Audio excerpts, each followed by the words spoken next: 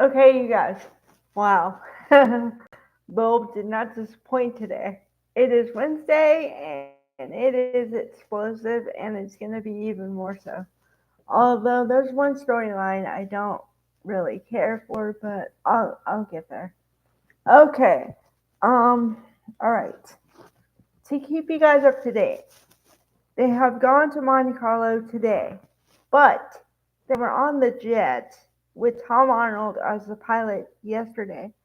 Although Tom Arnold also took the tickets for the plane and the passport, so Ridge and Brooke were already set to go, right?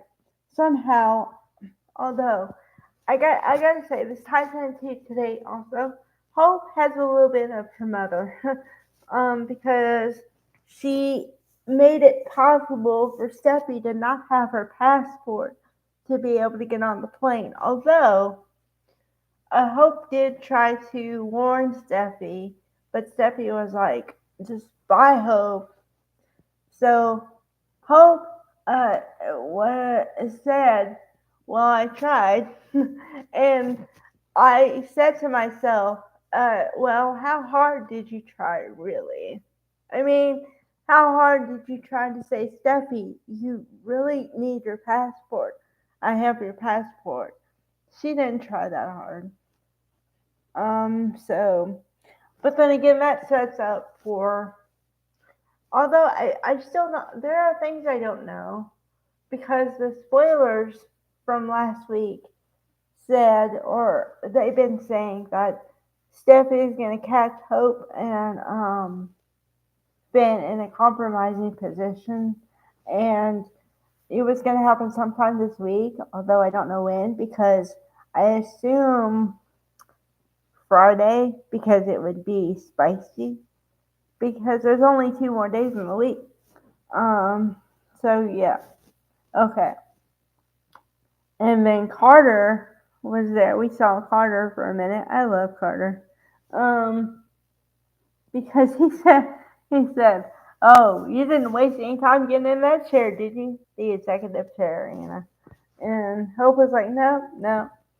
And then Carter, not knowing anything, says, "Well, Steffi, Brook, and Ridge should be in the sky by now." So, but not knowing. So it means to me that Steffi and Hope are headed for a showdown. And I've been saying this for a while. I said that somebody should put boxing gloves on them and just let them go at it. And whoever survives wins. You know the whole thing. And by survive, I mean that the other person cannot mess with them for the rest of their life. But then again, that wouldn't go for soap. So, all right. The other funny part or mysterious part, now the mystery comes in. Okay, first of all, here's a storyline I don't like because Poppy, I know they try to give characters complexities and things, but this one I don't buy because Poppy was given to me like a free spirit and a loving mom, but she isn't like a typical mom. But I was like, okay, that's cool. Now she is just, I don't know, because she told uh, Don Diamond yesterday that Dollar Bill Spencer, that Tom Starr might have been Luna's father. And I thought it was going to be more shocking to Bill than it was. But Bill said, "Oh, I understand that, it was hard for you to tell me. It was a hard topic for you to talk about. And I understand that you didn't want Tom to be her father. So it had to be really trying for you." And I'm like, okay, that's cool. But what about, why didn't you tell me, like, I know, okay, I know I'm a woman, but sometimes I envision myself as a man in these situations because I'm like, okay, if I was a man, I'd be like, why didn't you tell me something like this sooner? Like a lot sooner than we go through the things and we go through the test, and I'm now confirmed as her father, and now you have the secret that somebody else could have been the father and you didn't tell me, I would go off. I mean, not bad, but I would be a little more pissed off than he was. He's a little too understanding for my taste. I mean, I get understanding, but this is beyond. Um, yeah. So, okay. So now, and then also, at the same time, Katie has gone back to Lee's office to talk about, well, is there a possibility that the paternity test was wrong? And but you know that Poppy has done X, Y, and Z, right? So it's not a leap that she would do something else. So Lee, oh Lee, okay. So Lee says, I'm not her biggest fan, but I don't think that she would murder somebody because Katie thought that Poppy was responsible for the deaths of Tom and yeah, the two waiters at a Giordano's. So yeah, yeah. So Hollis. Um, yeah. But then so at the end of it, Lee says, yeah, she's like this and that, but she's not capable of it. I don't think she's capable of it. So then we get to the mystery element again. Apparently July getting into August is mystery month because now we got two mysteries on our hands. Well, I say two because wait a minute.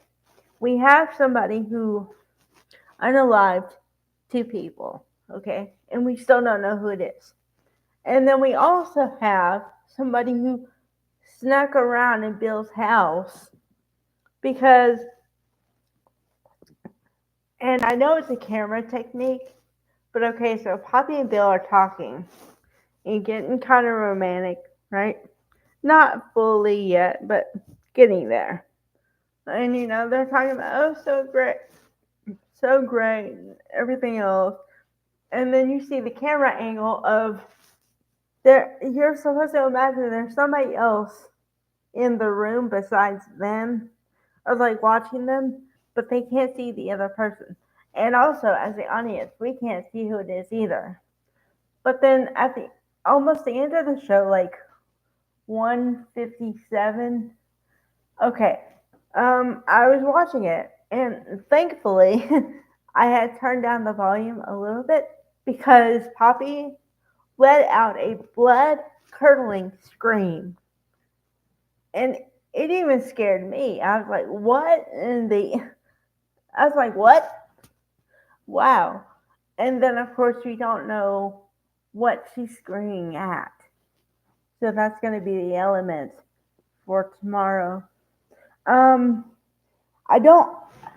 I'm trying to narrow down my suspects as far as who it could be that's watching Bill and Poppy. I don't have too many because uh, Will isn't supposed to be here till August 15th. So there's no way somebody could come that early.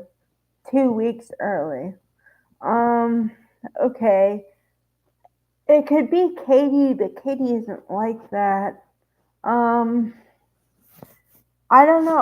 I'm trying to think of all the enemies that Bill has and all the enemies that Poppy could have, and I'm just not coming up with that long a list for this. So I really don't know. But luckily, hopefully, we'll only wait about a day or two. So, all right, bye guys.